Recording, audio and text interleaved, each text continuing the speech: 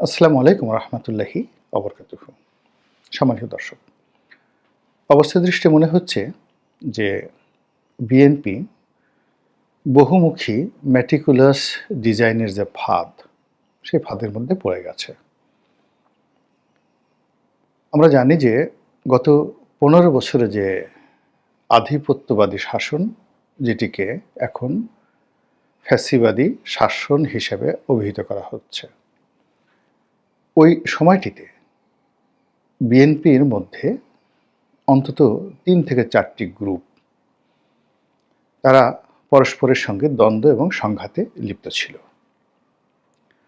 আর এ সকল গ্রুপ কেউ ভারতপন্থী, কেউ চীনপন্থী, কেউ আমেরিকার সঙ্গে সম্পর্ক রাখার চেষ্টা করছিল, আর কেউ কেউ তার বাসায় কয়েকজন ইউরোপীয় যে রাষ্ট্রদূত বাংলাদেশে আছেন তাদেরকে দাওয়াত করে একবেলা খাইয়ে তারা তাদের যারা রাজনৈতিক প্রতিপক্ষ ছিলেন দলের মধ্যে, তাদেরকে বোঝানোর চেষ্টা করছিলেন যে তিনি বেশ গুরুত্বপূর্ণ ব্যক্তি। আরেকটি পক্ষ ছিলেন যারা ঘন ঘন দিল্লি যেতেন, কলকাতা যেতেন, বলতেন আমরা দিল্লির লোক। কেউ কেউ ডিজিএফআইয়ের লোক, আবার সরকারের সঙ্গে, মানে আওয়ামী লীগ সরকারের সঙ্গে তলে তলে ভালো সম্পর্ক রয়েছে, এরকম শীর্ষ নেতাদের কয়েকজন দলের মধ্যে বেশ প্রভাবশালী ছিলেন।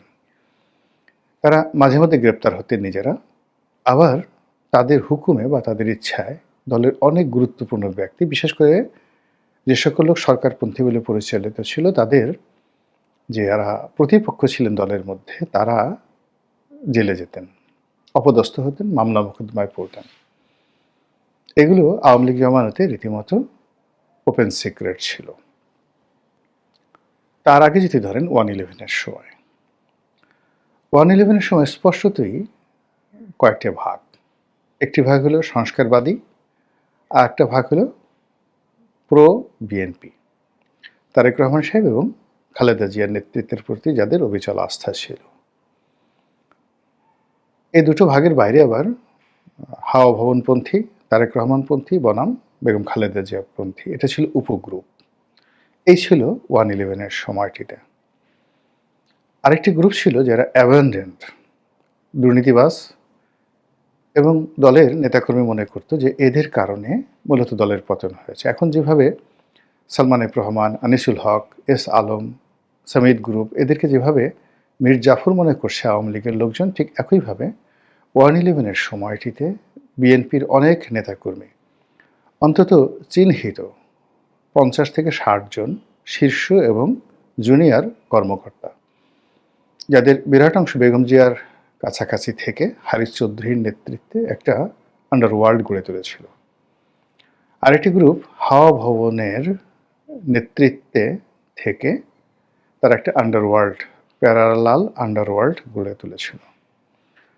তো এদের মধ্যে যে দ্বন্দ্ব, সংঘাত, মারামারি, কাটাকাটিতে বিএনপির যে সর্বনাশ হয়েছে, বিএনপিকে ক্ষমতা হারাতে হয়েছে, এ কারণে বিএনপির নেতা এবং কর্মী টপ থেকে বেগম খালেদা জিয়া এবং তারেক রহমান সাহেবকে বিতর্কের ঊর্ধ্বে রেখে নিচের যারা লেভেল, তাদের সবাইকে আলাদা করে গালাগাল করত। তো এই যে প্রথমে দুটো গ্রুপ, তারপরে দুটো সাব গ্রুপ, আর সর্বশেষ দুর্নীতিবাজ গ্রুপ, এভাবে ছিল 11 পর্যন্ত। তো দুর্নীতিবাজ যে গ্রুপটি, তারা আওয়ামী লীগের জমানাতে অনেকে জেলে ছিলেন, অনেকে দেশের বাইরে পালিয়েছিলেন। কিন্তু এই বিপ্লবের পর সবার আগে, এমনকি জেলখানার দরজা খুলে দেওয়ার আগে, আওয়ামী লীগের যে দুর্নীতি, অনিয়ম, স্বেচ্ছাচার যে জায়গাগুলোতে একেবারে মাখন ছিল, ঠিক সেই জায়গাগুলো দখল করার জন্য ওই যে চক্রটি, যে চক্রটি দুর্নীতিবাজ ছিল, যাদের কারণে 11 অনিবার্য হয়ে পড়েছিল, এবং যাদের মধ্যে ভাইয়া গ্রুপ, আম্মা গ্রুপ হিসেবে চিহ্নিত ছিলেন, তারা এক হয়ে গেল। তারা এক হয়ে ওই জেলখানা থেকে যে সকল সন্ত্রাসী বেরোলো, তাদের নেতৃত্ব গ্রহণ করে টোটাল কমপ্লিটলি ব্যবসা বাণিজ্য, চাঁদাবাজি থেকে শুরু করে সব কিছু তারা নিয়ন্ত্রণ করছে টিল নাও। এবং এদের কারণে যাদের সঙ্গে বিএনপির আসলে কোনো যোগাযোগ নেই, এমনকি তারেক রহমান সাহেবের সঙ্গে কিন্তু এদের যোগাযোগ নেই। কয়েকজন দলের পোর্টফোলিওতে আছেন, কিন্তু তারেক রহমান সাহেব হয়তো জানেন না যে তার জানি দুশ্মন এবং তাকে এবং তার দলকে ক্ষমতাচ্যুত করে 1/11 ঘটনার জন্য যারা দায়ী সেই সমস্ত লোকের সঙ্গে দলের এই পদধারী লোকের সংযোগ আছে, এটা এখনো পর্যন্ত তিনি বিশ্বাস করতে পারছেন না। এটা হলো তার ট্র্যাজেডি। তো সেই গ্রুপটি গত 14 মাস ধরে মূলত ফাইন্যান্সিয়াল ম্যাটার, চাঁদাবাজির ম্যাটার যা কিছু আছে, এমনকি দলের মনোনয়ন পর্যন্ত তারা নিয়ন্ত্রণ করছে দলের অন্যান্য প্রভাবশালী নেতাদেরকে ভয় দেখিয়ে, ভীতি দেখিয়ে, লোভ দেখিয়ে। তারা যাচ্ছে না, তারা ডেকে পাঠাচ্ছে, তারা কোথাও যাচ্ছে না, কিন্তু তারা টেলিফোন করছে, তাতে কিন্তু কাজ হয়ে যাচ্ছে অনেকটা সেই আন্ডারওয়ার্ল্ডের ডনের মতো। তো এটা জাস্ট একটা বাস্তব সমস্যা। এর বাইরে গত 14টি মাসে যেটি আমরা দৃশ্যমান দেখতে পাচ্ছি সেটি হলো বিএনপিকে জলে স্থলে অন্তরিক্ষে বন্ধুহীন করার জন্যে, বিএনপিকে জলে স্থলে অন্তরিক্ষে অসংখ্য শত্রু মোকাবেলা করার জন্য বা মুখোমুখি করার জন্য অনেকগুলো ম্যাটিকুলাস ডিজাইন তৈরি করা হয়েছে। প্রথমত হলো পশ্চিমের সঙ্গে বিএনপির যে সম্পর্কটি, এই সম্পর্কটি যেন ভালো না হয়, অর্থাৎ ইউরোপ এবং আমেরিকার সঙ্গে। এই জন্য একটি চক্র কাজ করছে বিএনপির ভেতরে। এই জন্য একটি চক্র কাজ করছে আওয়ামী লীগের, জামাতের, এমনকি সরকার এবং গোয়েন্দা সংস্থার লোকগুলো। ফলে গত 14 মাসে আপনি দেখেন যে ইউরোপীয় ইউনিয়ন এবং আমেরিকার যে দৃষ্টিভঙ্গি বিএনপি সম্পর্কে কতবার পরিবর্তন হয়েছে। দ্বিতীয়ত, বিএনপি সর্বোচ্চ চেষ্টা করেছে ডক্টর মোহাম্মদ ইউনূসের সঙ্গে একটি সৌহার্দ্যপূর্ণ সম্পর্ক স্থাপন করে চমৎকার একটি নির্বাচন করে তারা ক্ষমতায় আসার জন্য, এবং এই বিষয়টিকে তারা যত সহজ মনে করেছিল, জনাব তারেক রহমান সাহেব কিন্তু অতটা সহজ মনে করেননি। তিনি সুদূর প্রবাসী থেকেও যেটি বলার চেষ্টা করেছেন যে এবারের নির্বাচনটা অতীতের যে কোনো নির্বাচনের চেয়ে জটিল মনে হয়।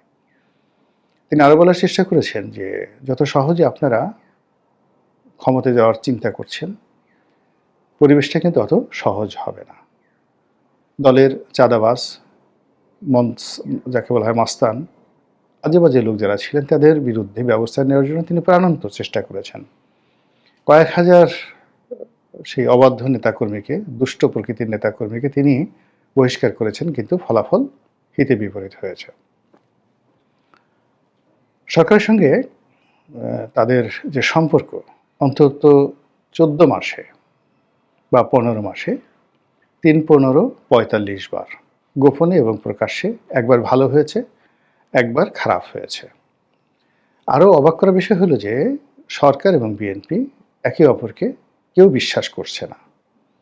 একেবারে প্রথম দিন থেকে তারা বিশ্বাসের অভিনয় করছে, বন্ধুত্ব করার জন্য তারা অভিনয় চালিয়ে যাচ্ছে, কিন্তু একে অপরকে যেটাকে নিখাত সম্পর্ক বলা হয়, বন্ধুত্ব বলা হয়, এটি সরকারের সঙ্গে বিএনপির কখনো হয়নি। এই গেল এক। এর বাইরে এনসিপি, জামাত, এদের সঙ্গে তারা 100 বার, মানে গত 15 মাসে 100 বার শত্রুতা করার চেষ্টা করেছে, তাদেরকে রাজনৈতিকভাবে মোকাবেলা করার চেষ্টা করেছে এবং সিদ্ধান্ত নেওয়ার চেষ্টা করেছে তাদেরকে আঘাত করতে হবে, সাস্টেন করতে হলে তাকে আঘাত করতে হবে। কিন্তু চূড়ান্ত পর্যায়ে গিয়ে আবার বিএনপি সেখান থেকে ফেরত এসেছে। তাহলে সরকারের সাথে গেল, প্রধান দুটিও রাজনৈতিক শক্তির সঙ্গে গেল, আর থার্ড, সেনাপ্রধানের সাথে তাদের সম্পর্ক কেমন হবে, তারপর আওয়ামী লীগ সম্পর্কে তাদের ধ্যান ধারণা, চিন্তা চেতনা কেমন হবে, তারপর অন্যান্য ছোট ছোট রাজনৈতিক দলগুলোর সঙ্গে তারা কিভাবে বন্ধুত্ব করবে, এই বিষয়গুলোর মধ্যেও তারা টানাপোড়েনের মধ্যে এখন পর্যন্ত আছে। কোনো একটি বিষয় সেই 14 মাস আগে তারা যেটা বলেছে ওটার উপর আজ অবধি তারা স্থির থাকতে পারেনি, যেটিকে ইংরেজিতে বলা হয় কনস্ট্যান্ট। সেই কনস্ট্যান্ট থাকা, প্রেডিক্ট থাকা, স্থির থাকা এবং মজবুতি যেটাকে বলা হয় দৃঢ়তা, আয়রন ম্যানশিপ, এটা মানে